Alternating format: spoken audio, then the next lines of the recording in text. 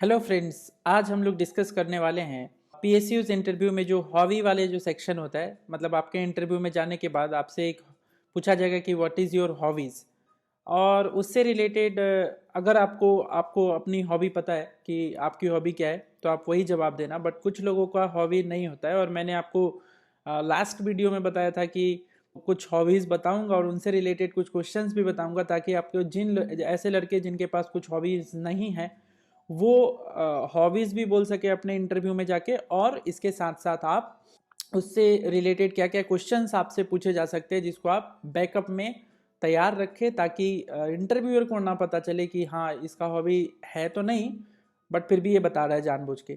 तो इस वीडियो को शुरुआत करने से पहले मैं बिल्कुल बता देना चाहता हूँ, जिन लोगों की हॉबीज़ है, कुछ और हॉबीज़ है, वो कृपया करके उन्हीं उसी हॉबीज़ को कंटिन्यू करें। और हॉबीज़ मतलब एक दो दिन की चीज़ें नहीं होती, ये बहुत साल लगते हैं बनने में, 4-5 साल कम से कम लगते हैं बनने में कोई हॉबीज़।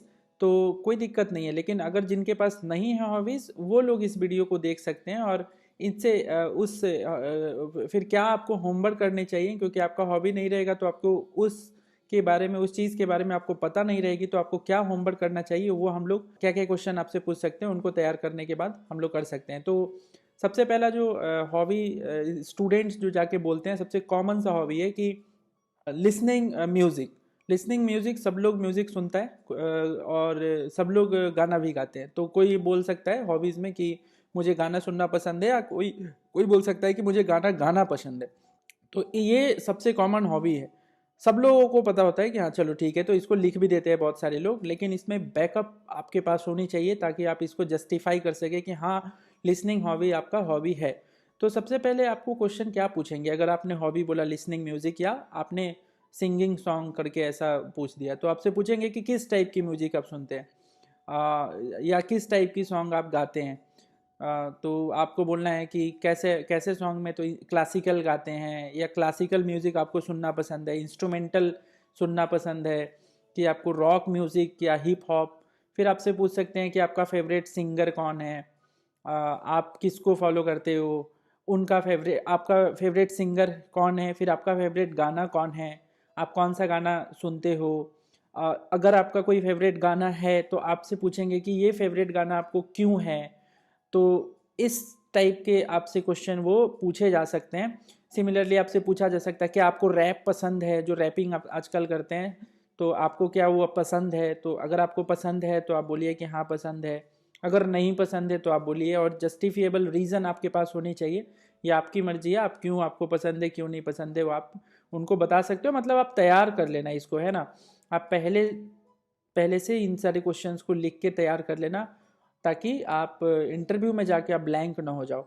इसके साथ साथ आप वो पूछ सकते हैं कि क्लासिकल म्यूज़िक क्या होता है। तो classical music generally 19th century से पहले जो म्यूज़िक होता था उसको क्लासिकल म्यूज़िक बोलते हैं। फिर इंस्ट्रूमेंटल क्या होता है, तो फिर आपसे पूछ सकते हैं रैप रैप रैप में अभी कौन चल रहा है ज़्यादा अच्छा, समझ में आ रहा है। तो इस टाइप के म्यूज़िक से अगर आप बोलते हो कि मुझे सिंगिंग सॉन्ग या लिसनिंग म्यूज़िक हमें पसंद है, तो आप इससे इस टाइप के क्वेश्चंस आपसे किए जा सकते हैं। इनके अलावा द ग्रैमी अवार्ड जो होता है उसके बारे में पूछ सकते हैं आपसे कि ग्रैमी अवार्ड क्या, अवार्ड कौन देता है, क्या क्या होता है ये ग्रैमी अवार्ड। तो आपको पता होना चाहिए कि ग्रैमी अवार्ड जो है वो द रिकॉर्डिंग एकेडमी जो है वो यूएस का, वहाँ पे 31 जनवरी को हर साल दिया जाता है। और उसमें बहुत सारे इंडियंस भी हैं जिन्होंने ग्रैमी अवार्ड जीता है। तो जैसे आपके ए आर रहमान हैं, ए आर रहमान ने स्लम डॉग मिलेनियर के लिए आपके दो दो ग्रैमी अवार्ड अवार्ड जीता था, दो दो उसमें।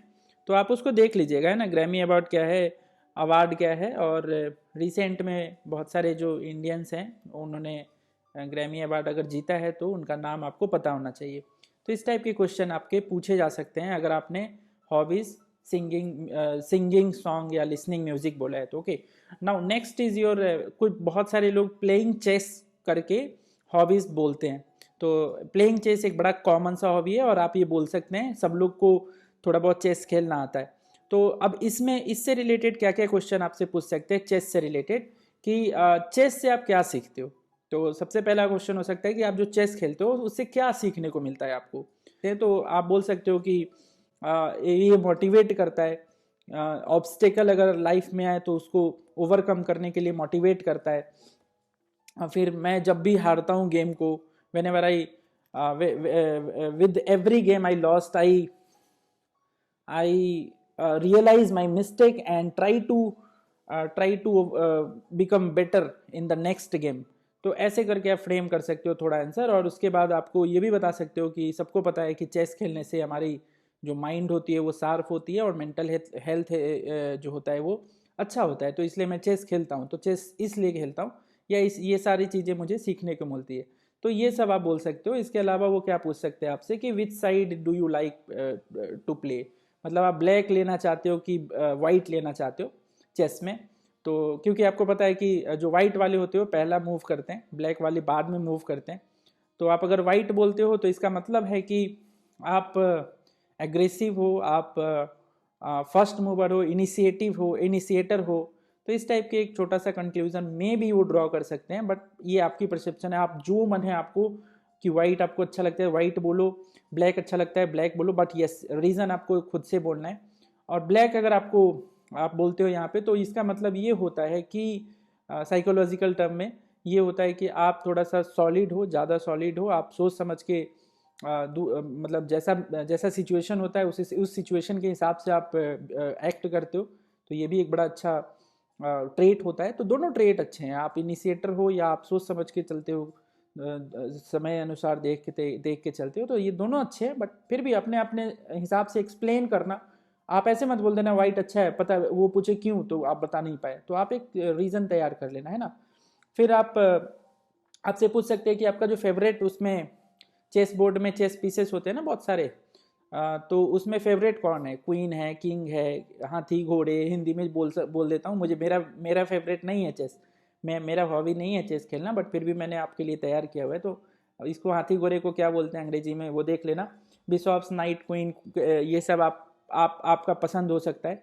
तो इन सब के पीछे लॉजिक आपके पास होनी चाहिए कि भाई क्यों पसंद है। वो सीधा पूछेंगे, अगर आपका सबसे फेवरेट चेस पीस कौन है तो आप बताओगे, जो भी बताओगे, मान लो घोड़ा बताया तो वो बोल देंगे कि भाई घोड़ा क्यों पसंद है आपको। तो इसका पीछे आपका रीज़न होना चाहिए। मेरे ख्याल से अगर घोड़ा सबको, बहुत सारे लोगों को घोड़ा पसंद होता है या क्वीन पसंद होती है, तो घोड़ा इसलिए पसंद होता है कि घोड़ा को ऑब्स्टेकल से डर नहीं लगता, आगे ऑब्स्टेकल है तो फिर जंप करके आगे निकल जाता है। तो एक बड़ा अच्छा रीज़न हो सकता है। क्वीन सबसे स्ट्रॉन्गेस्ट चेस बोर्ड पे होता है, तो क्वीन, और वैसे भी क्वीन तो पसंद ही होती है सबको। तो आप ये बोल सकते हो कि क्वीन अगर पसंद है, तो इस टाइप के क्वेश्चंस आंसर आप उनको दे सकते हो, मतलब सेटिस्फाई करना है उनको। आप ये सारे क्वेश्चंस आप प्लीज़ अपने कॉपी में लिख के और आंसर उनके तैयार कर लेना। इसके साथ अलावा आपके जो चेस में जो वर्ल्ड क्लास के प्लेयर्स हैं, जो इंडियन प्लेयर्स हैं जो बड़े अच्छा करते हैं, जैसे विश्वनाथन आनंद है, तो उन्होंने उसमें जो वर्ल्ड चैम्पियनशिप होता है उसमें क्या क्या कब कब जीता है, और कैसे उनका मूव होता है, कैसा ट्रेट है उनका, तो वो सब एक दो लाइन आपको पता होनी चाहिए। ओके, मैग्नस कार्लसन है तो वो विश्वनाथन आनंद से कैसे अलग मूव करता है, तो ये सब आपको थोड़ा सा एक आइडिया होना चाहिए, क्योंकि वो क्वेश्चन आपसे पूछ सकते हैं। सिमिलरली जो तीसरा जो सबसे कॉमन हॉबी होता है वो होता है प्लेइंग क्रिकेट या वॉचिंग क्रिकेट, है ना। तो ये एक बड़ा सा कॉमन सा हॉबी है, और बहुत सारे लोग ये बोल के आते हैं कि प्लेइंग क्रिकेट या वॉचिंग क्रिकेट हमें मेरा हॉबी है। तो इससे के रिलेटेड क्वेश्चन क्या पूछ सकते हैं, इससे रिलेटेड फेवरेट प्लेयर आपका कौन है, आपका फेवरेट प्लेयर कौन है, और उसके कुछ रिकॉर्ड्स होंगे, क्योंकि आपका फेवरेट प्लेयर अच्छा खेलता होगा तभी होगा। तो उसके कुछ जो सबसे कॉमन रिकॉर्ड है वो आपको बताना है कि भाई ये है, ये सेंचुरी ज़्यादा मारा है, इसने सबसे कम बॉल में सेंचुरी मारा है, इसने ज़्यादा मैचेस जिताए हैं। तो इस टाइप के आप उनके रिकॉर्ड्स को देख लेना। इसके अलावा रिसेंट में जो जितने भी सीरीज चल रहे होंगे प्लेइंग क्रिकेट या प्लेइंग फुटबॉल में भी ये भी लागू होगा, है ना। रिसेंट में जो भी चैंपियनशिप या सीरीज चल रहे होते हैं तो उनका देख लेना कि किसने जीता है, कब जीता है, कौन जीता है, मैन ऑफ द सीरीज कौन था। और आईसीसी और या फीफा वगैरह जो भी है, कोई भी स्पोर्ट्स में जो कमेटी होती है स्पोर्ट्स की या फेडरेशन होता है, तो वो लोग बेस्ट प्लेयर को नॉमिनेट करते हैं हर साल। तो ये बेस्ट प्लेयर कौन थे इस साल के, पिछले साल के भी कौन थे और इस साल के भी कौन थे, ये दोनों देख लीजिएगा ज़रूर से। और कुछ बेसिक जो रूल होते हैं, जैसे एलबीडब्ल्यू कैसे होता है, एलबीडब्ल्यू को कैसे दिया जाएगा, क्या रूल होता है एलबीडब्ल्यू होने में, लेग बिफोर आउट में, तो है ना, लेग बिफोर विकेट में। तो ये सब आप छोटे मोटे रूल आपसे पूछ सकते हैं, कोई दिक्कत नहीं है, रूल नहीं आता है, ज़्यादा डिटेल में नहीं आता है तो कोई समस्या नहीं है, बट यस छोटे मोटे रूल अगर आपसे पूछे तो आप प्लीज़ बता दीजिएगा। इनके अलावा जो एक हॉबी होता है बच्चों का, वो होता है न्यूज़पेपर रीडिंग। तो न्यूज़पेपर रीडिंग बहुत सारे बच्चे लिख के आते हैं, और ताकि और उनको लगता है कि मैं इंप्रेस कर दूंगा इंटरव्यूअर को। बिल्कुल नहीं, आप अगर पढ़ते हो न्यूज़पेपर रोज तभी लिख के आना, है ना, आप बोल के आना कि हाँ न्यूज़पेपर मेरा हॉबी है। तो पढ़ते हो तभी लिखना, और सीरियस पढ़ते हो तभी लिखना, क्योंकि ये बड़ा खतरनाक सा हॉबी है न्यूज़पेपर रीडिंग। ऑल दो आप अगर बोलते हो कि न्यूज़पेपर रीडिंग आपका हॉबी है, तो उससे रिलेटेड क्वेश्चन क्या पूछ सकते हैं कि कौन सा न्यूज़पेपर आप पढ़ते हो, आपका कौन फेवरेट एडिटर कौन है उस न्यूज़पेपर में, और किस टाइप का न्यूज़ आपको पसंद है, आपको स्पोर्ट्स न्यूज़ पसंद है, या बॉलीवुड अच्छा लगता है, या हॉलीवुड अच्छा लगता है, या आपके लोकल न्यूज़ अच्छा लगते हैं, या कोई इंटरनेशनल न्यूज़ आपको अच्छा लगता है। तो ये एक न्यूज़, कौन से न्यूज़ आपको अच्छे लगते हैं ये आप बोल सकते हो। और इसके अलावा आप ऐप पे न्यूज़ पढ़ना पसंद करोगे कि आप न्यूज़पेपर खरीद के पढ़ते हो, तो ये क्वेश्चन हो सकता है। ये सब क्वेश्चन आपसे पूछे जा सकते हैं। एडिटर का नाम जरूर याद कर लेना 2-3, और उनके बारे में थोड़ी थोड़ी जानकारी ले लेना, एडिटर के बारे में पूछा ही जाएगा। और न्यूज़पेपर आप कौन कौन से पढ़ना पसंद करते होगे। उसके अलावा कुछ लोग लिख के आ जाते हैं कि हॉबीज़ में कि रीडिंग मेरा हॉबी है, मतलब मैं पढ़ना पसंद करता हूँ। तो पढ़ना, कौन सी बुक पढ़ना पसंद करते हो ये आपको पता होना चाहिए। फेवरेट राइटर कौन है, फेवरेट बुक कौन है, उस फेवरेट राइटर की 2-4 और बुक होंगी, उनके बारे में पढ़ लीजिएगा। और कैसे पढ़ते हो किताब, आप ऑनलाइन पढ़ते हो कि आप खरीद के पढ़ते हो, या लाइब्रेरी से लेके पढ़ते हो, तो ये सब आप बिल्कुल, मतलब आपसे पूछेंगे कि कैसे पढ़ते हो, तो आप ब्लैंक नहीं हो जाना। अगर झूठ बोलोगे तो ब्लैंक हो जाओगे। तो इसलिए झूठ बोलने के लिए ये बैकअप प्लान दिया जा रहा है, ताकि आप पहले से ही उनको बोलो नहीं नहीं मैं ऑनलाइन पढ़ता हूँ, या नहीं नहीं मैं लाइब्रेरी से लेके पढ़ता हूँ। कौन से लाइब्रेरी से, तो यहाँ से, उसका भी नाम पता होना चाहिए। वहाँ पे बनाने मत लगना कहानी, क्योंकि वहाँ स्टोरी बनाओगे तो खत्म हो जाओगे, है ना।